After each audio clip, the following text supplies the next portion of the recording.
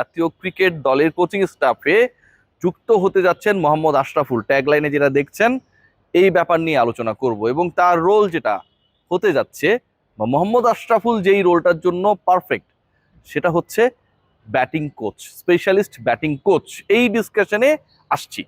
তার আগে কিভাবে কি হলো, কোন ঘটনার প্রেক্ষিতে আসলে এই আলোচনাটা করছি, সেই আলোচনা আমার কাছে মনে হয় করাটা খুব বেশি জরুরি। আপনারা দেখবেন যে আমাদের প্রত্যেকের ফ্যামিলিতে কিছু বয়োজ্যেষ্ঠ মানুষ থাকে, আমাদের দাদা দাদি, নানা নানি, যাদের বয়স ধরেন হচ্ছে 80-র কাছাকাছি। সেই মানুষগুলো পরিবারের সবার দ্বারা অনেক বেশি রেসপেক্টেড, কিন্তু এই মানুষগুলোর কোনো কিছু করার থাকে না, তাদের সিদ্ধান্ত গ্রহণে কোনো স্বাধীনতা থাকে না। সবাই যায়, কচি কাঁচা থেকে শুরু করে তাদের বাবা মা যায়, সালাম দেয়, পা ছুঁয়ে সালাম করে, রাইট?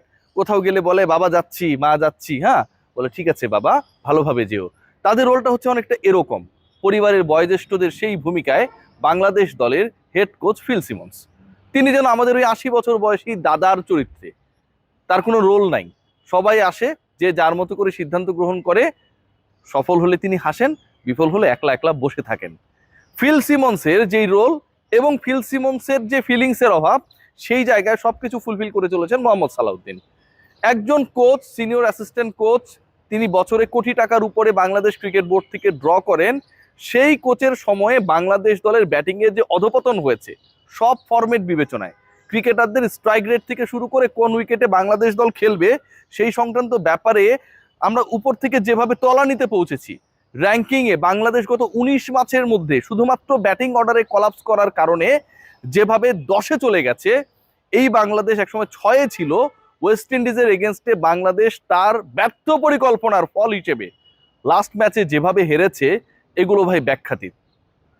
একজন কোচ, তার ক্লাসের জায়গা তো অনেক দূরের হিসাব, তিনি যে অ্যাপ্লিকেশন করেন এবং যেভাবে কোরাম করেন, জাকের আলী অনেকদেরকে নিয়ে সেই কোরামের গল্প শুধু আমি বলি না, সবাই বলে, সেটা পুরো বাংলাদেশ ক্রিকেট বোর্ডের ড্রেসিং রুমের পরিবেশকে আনহেলদি পর্যায়ে নিয়ে গেছে।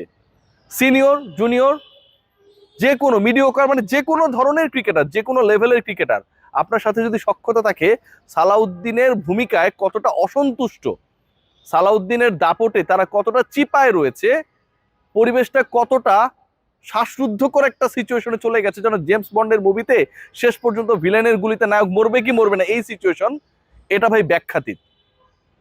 পুরো বাংলাদেশে ক্রিকেট চলছে এমন কিছু মানুষ দ্বারা যারা আসলে আধুনিক ক্রিকেট মন মানসিকতা চিন্তা ভাবনা থেকে বহু দূরে।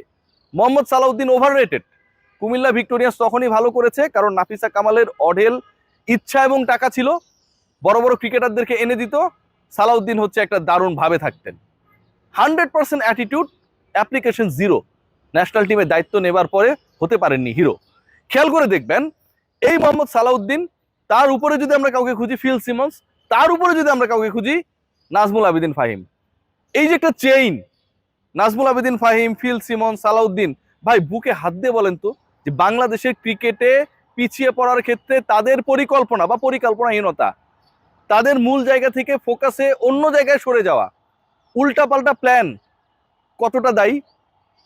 বাংলাদেশ দল, যেই দলটা আবারও বলছি যে তাদের ফেভারিট ফরম্যাট খেলছে, সেই দলকে কেন্দ্র করে ক্রিকেট অপারেশনস কতটা কতটা অপরিকল্পনায় থাকে, কতটা উদাসী থাকে। কোচিং স্টাফদের মধ্যেও যেন বিকার নেই যে টি-20 এবং ওয়ানডে একবার নাইম শেখ, একবার সৌম্য সরকার দলের সাথে কেউ যোগ দিতে পারেন, অথবা কেউ যোগ দেন একদম লাস্ট মোমেন্টে। ক্রিকেট অপারেশনসের কাজ সারছেন আমার নাজমুল আবেদিন ফাহিম। সো পরিবর্তন আনতে হবে। বাংলাদেশ দল এখন থেকে 30 বছর আগে যে চলে গেছে, সেখান থেকে টাইম মেশিনে ভর করে আবার ব্যাক করতে হবে এবং ব্যাটিং এর জায়গাটায় বাংলা ভাষায় ব্যাটারদেরকে বুঝাতে হবে যে সমস্যার জায়গাটা কোথায়। ছোট্ট করে একটা এক্সাম্পল দিই, যে আপনি যদি 3.5-4 রান রেটে খেলেন, লাস্টে 7-8 ওভার যদি আপনি কাজে লাগান, আপনার স্কোর তো এমনিতেই 240 হয়। মিরপুরের উইকেট কালো হোক, ফর্সা হোক, মরা হোক, জীবিত হোক, যাই হোক না কেন, যেই ক্রিকেটারকে যখন নামানো উচিত, যিনি সুইট টাইমিং এর মধ্যে রয়েছেন, যে স্ট্রাইক রেট বেটার, যিনি টানা 2 ম্যাচে ভালো করেছেন, সেই ক্রিকেটারকে আপনি না নামিয়ে টি-20 দল থেকেও বাদ পড়ে যাওয়া নাজমুল হোসেন শান্তকে আপনি চ্যালেঞ্জ দিয়ে দিলেন 3 বলে 6 রান করার। এর থেকে ফাজলামার হইতে পারে? এর থেকে বড় জোক আর হতে পারে?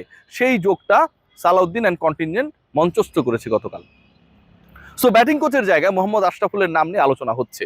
মোহাম্মদ আশরাফুল লেভেল 3 করেছেন, বাংলাদেশ দলের সাবেক অধিনায়ক ছিলেন, বাংলাদেশের এই মুহূর্তে ক্রিকেট মস্তিষ্ক হিসেবে যদি আপনারা কাউকে বিবেচনা করেন, ভাবেন, চিন্তা করেন এবং এই কাজটা, কোচিং এর কাজটা যদি তাকে আপনারা এখানটা ইনভলভ করেন, সেই জায়গায় মোহাম্মদ আশরাফুল ছাড়া আমি কোনো প্রপার ক্রিকেটার পাই না, প্রপার কোনো মস্তিষ্ক পাই না। আশরাফুল অলরেডি বাংলাদেশ ক্রিকেট বোর্ডের সাথে কাজ করছেন। মোহাম্মদ সালাউদ্দিন যদি বছরে 1 কোটি টাকা বেতনে বা তারও বেশি বেতনে ক্রিকেট বোর্ডের এরকম একটা হাই প্রোফাইল রোলে থাকতে পারেন, মোহাম্মদ আশরাফুলকে রাখতে সমস্যাটা কোথায় ভাই? আমার কাছে মনে হয় Bangladesh cricket board, now it's high time to think যে মোহাম্মদ আশরাফুলকে এখানটায় ইনভলভ করা যায় কিনা। আমি অনেকের সাথে কথা বলেছি, ক্রিকেট বোর্ড রিলেটেড যারা পার্সন রয়েছে এবং একই সাথে ক্রিকেটার, সবাই চায় যে এরকম ভাব গাম্ভীর্যময় কোরাম মেনটেন করা, ড্রেসিং রুমের পরিবেশকে অশান্ত করা, এই টাইপের ক্যারেক্টারদেরকে এখান থেকে ইমিডিয়েটলি বের করা উচিত। ইমেজ সংকটে বুলবুল ভাই অন্তত পড়বেন না। সালাউদ্দিনকে আপনি অন্য দায়িত্বে দেন, এইচপিতে পাঠিয়ে দেন, অন্য কোথাও পাঠিয়ে দেন, কোনো সমস্যা নেই। কিন্তু বাংলাদেশ ক্রিকেট দল, বাংলাদেশ ক্রিকেট বোর্ডের সবচেয়ে প্রায়োরিটির জায়গা যে ন্যাশনাল টিম, সেটার পরিবেশ যেভাবে নষ্ট হচ্ছে, সেটাই যেভাবে প্রপার পরিকল্পনার অভাবের কারণে যা তা সিচুয়েশন তৈরি হয়েছে, এই ফল কিন্তু এন্ড অফ দ্য ডে আপনি যতই ভালো কথা বলেন না কেন আপনার কাঁধে এসে পড়ে। আশরাফুলের ব্যাপারে অন্যদের যেমন আগ্রহ রয়েছে, আশরাফুলের আগ্রহের জায়গাও রয়েছে।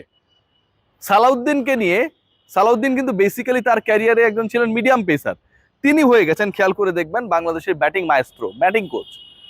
মোহাম্মদ আশরাফুল, সাকিব আল হাসান, তামিম ইকবাল, এই লেভেলের ক্যারেক্টার যারা, আমি যে 3টা নাম বললাম, এই 3টা নামের মধ্যে শুধুমাত্র আশরাফুল কোচিং এর মধ্যে রয়েছেন। তামিম ইকবাল আপাতত এগুলো নিয়ে ভাবছেন না, তিনি আরো বড় জায়গায় লক্ষ্য করেছেন, সেখানে যেতে চান। সাকিব আল হাসান বাংলাদেশে নেই, রেলেভেন্ট না।